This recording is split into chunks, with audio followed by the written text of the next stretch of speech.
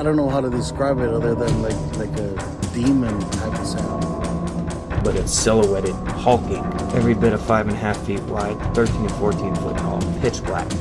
The one thing that ran through my mind when I had this encounter was I don't have a big enough gun. Your host, two-time witness and field researcher for more than 40 years, William Jevning. Welcome to Creek Devil. Welcome. This story is being brought to you by William Jevning and is being narrated by me, Jim Sower. I'm going to say the title of this one is Speedway Monster, written by Ken Halsey and Terry Presley. Huge, scary, aggressive, fast, and threatening. These terms are used to describe several Bigfoot-like creatures said to inhabit the desert regions of Southern California.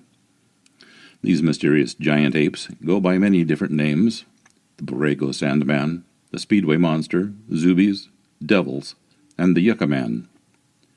It may come to the surprise of those who follow stories about Bigfoot and other mysterious creatures that the first report of these creatures by European settlers did not come from the East Coast, Midwest, or even the Pacific Northwest. It actually came from Southern California.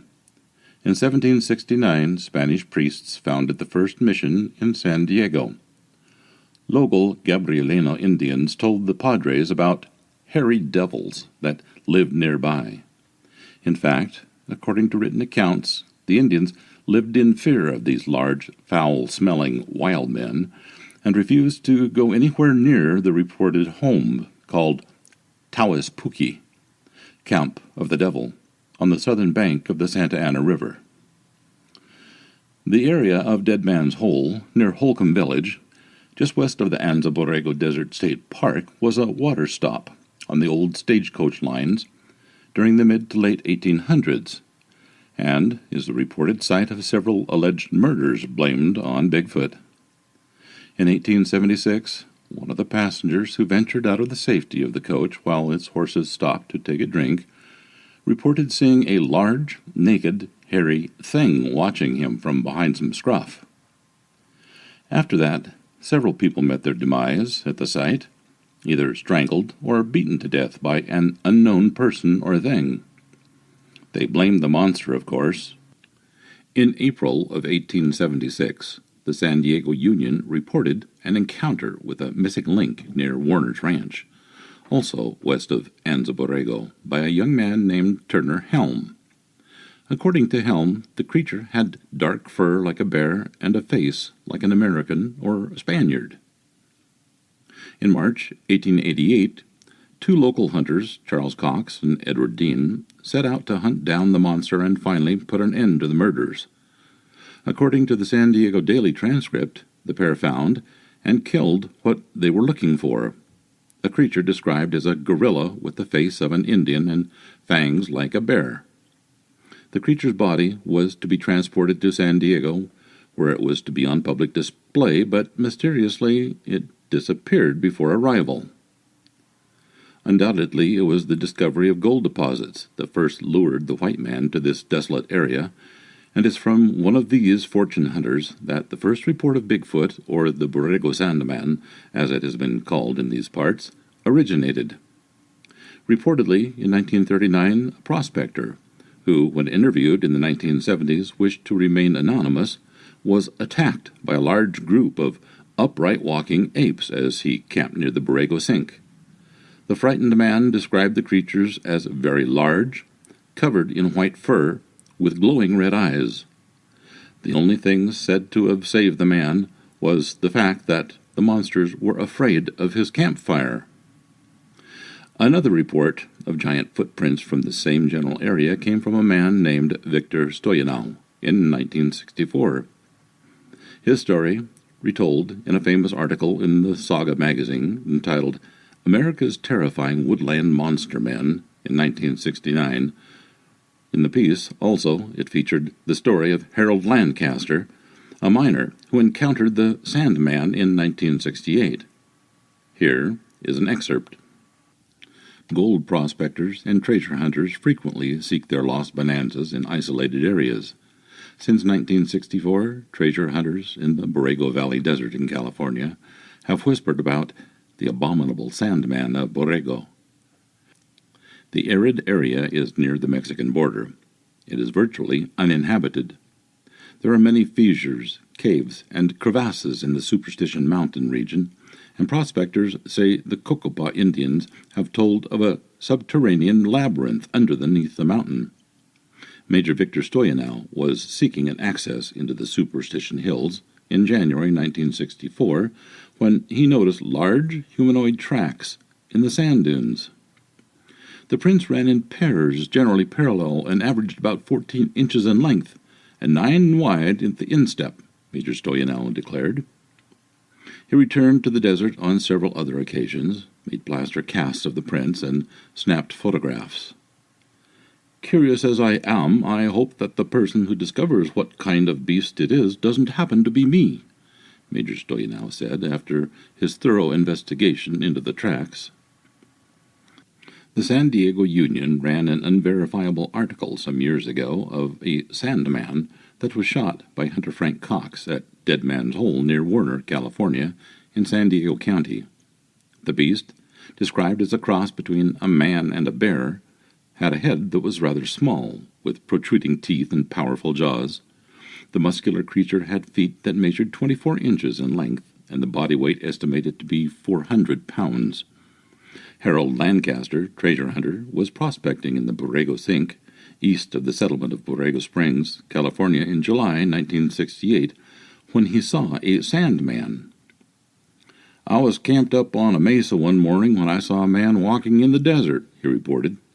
The figure came closer, and I thought it was another prospector. Then I picked up my binoculars and saw the strangest sight in my life. It was a real giant ape-man, Lancaster said. I had heard about the screaming giant ape-man up in Tuolumne County that frightened people for a couple of years. Another person and I even went up there to look for the thing. I decided it was a hoax and never expected to actually see one. As the Sandman drew closer, Lancaster became worried. That thing was big. I was no match for it, he reported. I had a .22 pistol on my hip, but it would have been like shooting at a gorilla with a pea shooter. I was afraid the beast might get too close, so I fired a couple of rounds into the air. The Sandman jumped a good 3 feet off the ground when the sounds of the shots reached him. He turned his head, looked toward me, and then took off running in the other direction. Why didn't Lancaster shoot the alleged Sandman? Well, I was afraid, he admitted. They should be protected. They are a form of a primitive species. It would be a murder to kill one. They should be studied. In the late 1960s, reports of Bigfoot sightings in the desert towns of Lancaster and Palmdale reached a feverish pace that lasted well into the 1970s and then tapered off. Though these areas border on the Mojave Desert, they also border on the Angeles National Forest.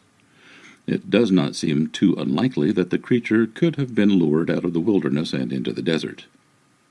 More bizarre are the stories of frequent intrusions by creatures that match the description of Bigfoot that have surfaced from nearby Edwards Air Force Base, an area further inland and much further from the forested area near Los Angeles. As the story goes, base security has possession of several surveillance videotapes that plainly show extremely large, upright apes trespassing in the facility's numerous underground tunnels. How or where the Bigfoot break into or gain access to these tunnels has never been revealed, obviously for security reasons, but reportedly these incidents happen rather often and are a nuisance. In 1964, a father and son found themselves being pelted with rocks by a shaggy creature while hiking near Escondido. Later that same summer, a juvenile Sandman was implicated in the death of 3 cows on the MGM ranch near Jamul, west of Anza, Borrego. This time, the creature left behind plenty of large human-like tracks in the soft dirt. The city of Fontana has had a long and glorious history associated with auto racing. As most of you probably know, the city is the present home of the Auto Club Speedway, which holds a yearly major NASCAR race along with other racing events of different types. What many of you might not know is, back in the 1950s, there was a drag strip in the area that was considered one of the best in the country. The Mickey Thompson's Fontana International Dragway lasted for almost 2 decades before a series of fatal accidents forced it to close in 1972. The area is now a housing tract known as the Village of Heritage and lies about a mile east of Etiwanda Boulevard on the north side of Foothill Boulevard. These race events took place for 2 decades and attracted legions of die-hard race fans. They also attracted a very curious monster. The height of these sightings took place in the early 1960s when race patrons would regularly spot a giant, hairy, Bigfoot-like creature crossing a field adjacent to the track, in full view of the grandstands. Bigfoot had been seen so regularly that it earned the name Speedway Monster. Though witnessed by hundreds of people, no one ever worked up the courage to investigate it. It is hard to speculate why a creature known for being reclusive and shy of humans would trek so close to the racetrack, filled with people, and not to mention the loud noises produced by the cars. One can only assume that it was curious about what all the fuss was about, or, more likely, that the creature was making plans on rummaging through the track's trash cans for leftover burgers and hot dogs after everyone cleared out. In July of 1965, the monster attacked a young boy as he walked home. According to the account, the creature surprised the lad by jumping out from behind some bushes.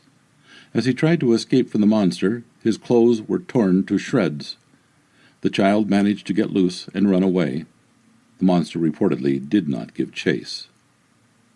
On August 27th of the same year, a young woman named Jerry Mendenhall was attacked while in her parked car on a residential street in Fontana by a mud-covered monster that smelled like a dead animal. The creature reportedly grabbed her through the open driver's side window. Frightened, the young woman put the car in gear and stepped on the gas to escape, leaving the monster in the dust.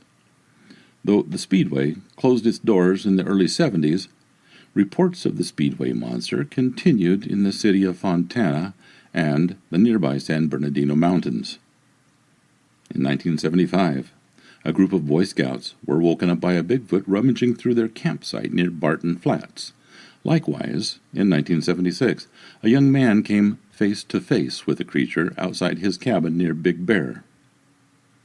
The area of Lytle Creek in Cajon Pass near Fontana has been a hot spot for Bigfoot sightings for decades. In 1985, a set of large human-like tracks were found in the mountains near Anza. I have hunted that area and hiked around there over the years. Many times I have been out there and knew that had some feeling or other of some presence. I don't mean like small animals or anything of that sort, just unexplained feeling that someone or something was watching me or following me. In 1991, Fontana President John Davis reported that a hairy creature on 2 legs raided his chicken pen. The most interesting post-Fontana Speedway story came in 1992 when several motorists on Foothill Boulevard spotted a family of Bigfoot walking along the railroad tracks that crossed over the busy street. The location was reportedly close to the local Ace Hardware store. Oh, and here is a little history. Back in the 1800s, an area between what is now the towns Laverne and Pomona, near Fontana, was known to local Indians as Toibipet, Devil Woman, who was there, the reported hunting ground of a female Bigfoot.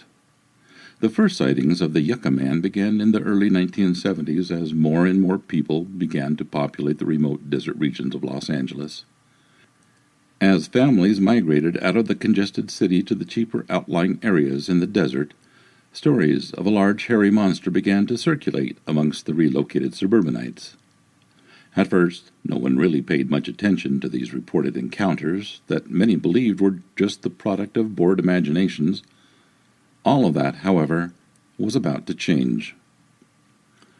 On a cold February night in 1971, a lone guard manned a post outside an armory on the outskirts of the Marine base near 29 Palms.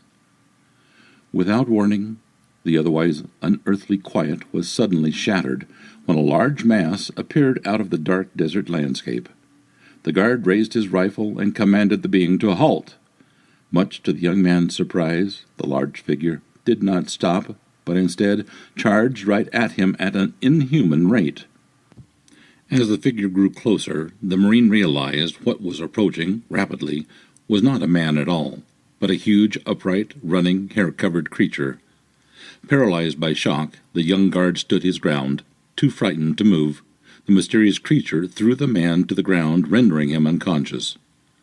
When the guard's relief arrived several hours later, they found him almost incoherent with his rifle nearly bent in two.